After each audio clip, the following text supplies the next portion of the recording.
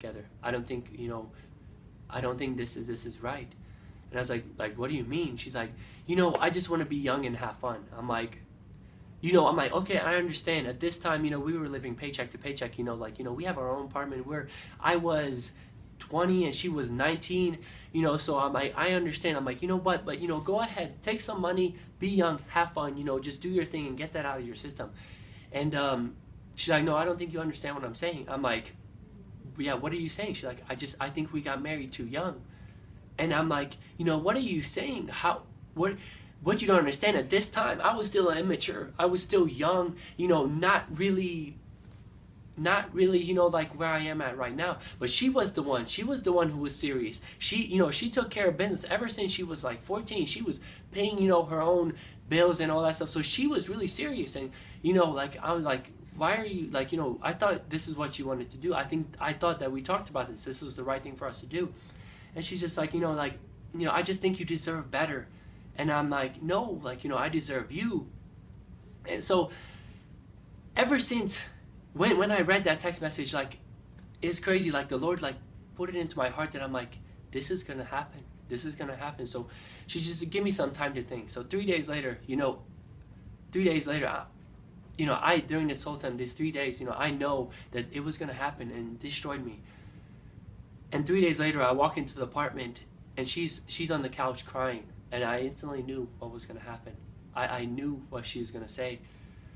And so since I loved her, and I cared about her, and she didn't have anywhere to go, I told her, hey, I'm going to move out, because my sister was living here. My sister, Regina, she was living here by now.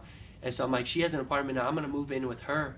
And like, you can stay here until you find a place, or figure out what you need to do, but like, I'm gonna pay my half of the rent, my half of the bills, but you can just stay here, and just so you can because I loved her, and I cared for her, and I wanted the best for her.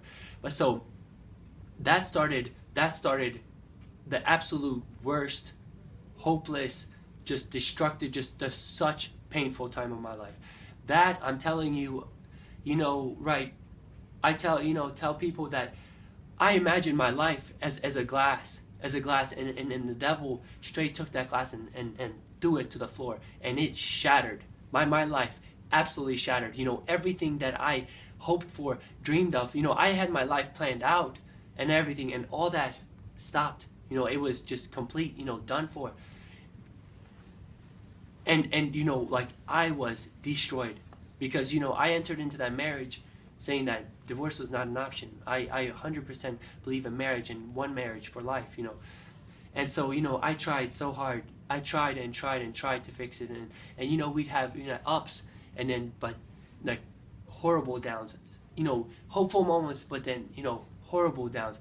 And so we got divorced officially May. But so that 8-month process, phew, it was so bad, but also so good at the same time. Because you see, during that time, I really drew close to the Lord. Like, that's when I started. Okay, I'm guessing you guys probably do know about this, but The Purpose Driven Life by Rick Warren. Do you guys know about that book?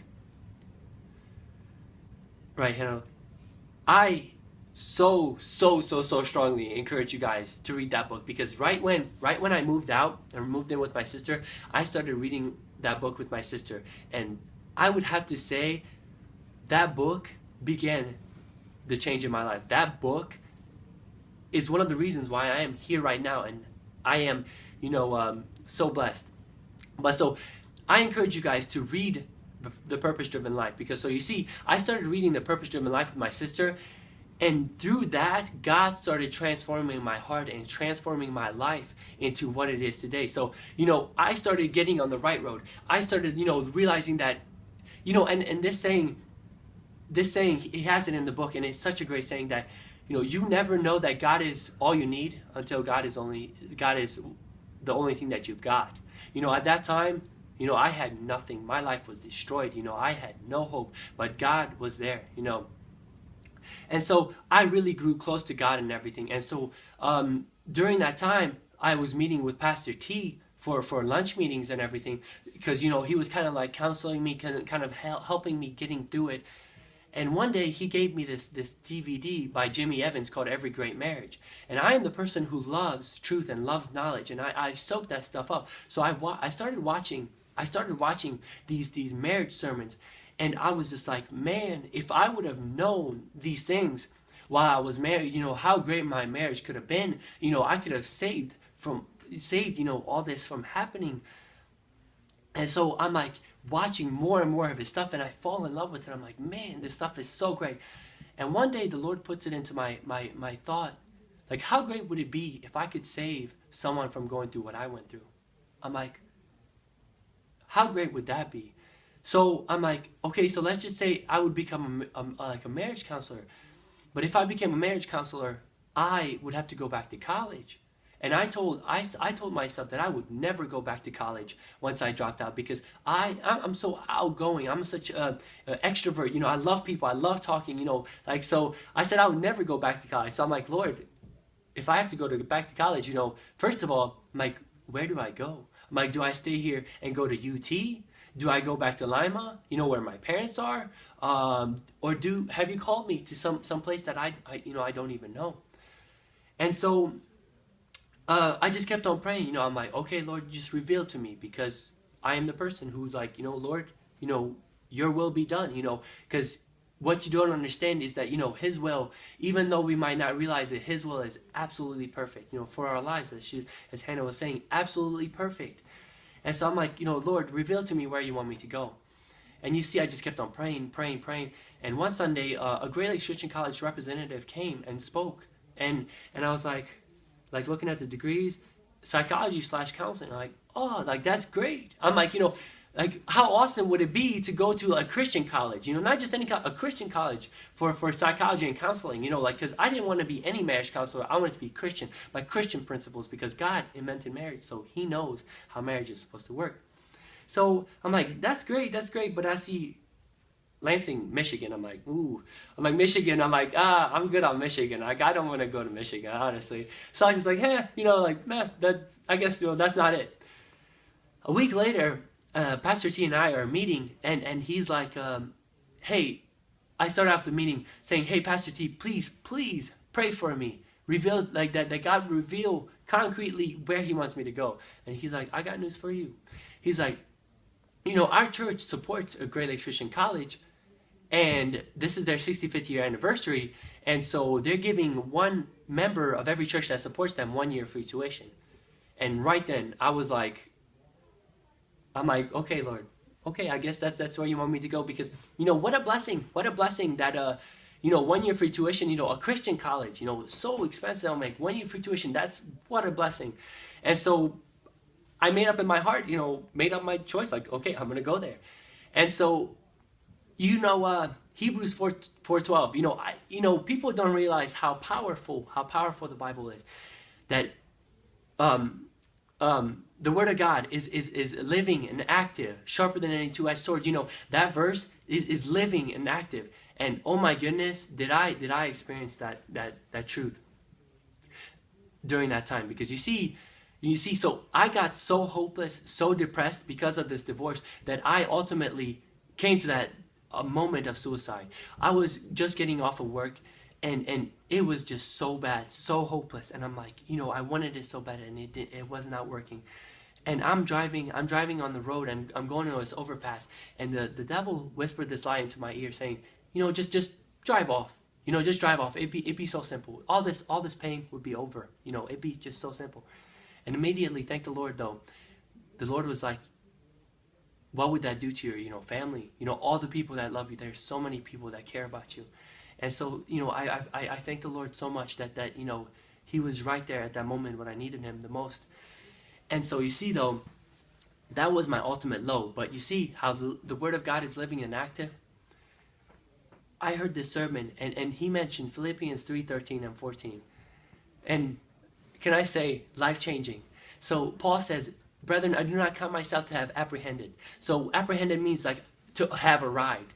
Paul was saying like, I'm not at that perfect state yet, and I will never get to that. So he's like, brothers, I have not counted myself to have apprehended. He says, but one thing I do, forgetting those things which are behind and reaching forward to those things which are ahead. I press toward the goal for the prize of the upward call of God in Christ Jesus. So I started memorizing, talking, like just repeating that over and over every single time. Like, every single time I would get depressed, I'm like, I forget those things which are behind. All these things that have happened, it has happened. There's nothing I can do about it right now. So I forget those things which are behind, but I reach forward to those things which are ahead. I'm like, I'm going to college. I'm going to Great Lakes Christian College. I'm going to a whole new city, a whole new state, a whole new work environment. All this is going to be gone. Like, I'm going to have a fresh start, a brand new chapter of my life. So I'm like, I reach toward the goal. I press toward the goal. I reach for the things that are ahead.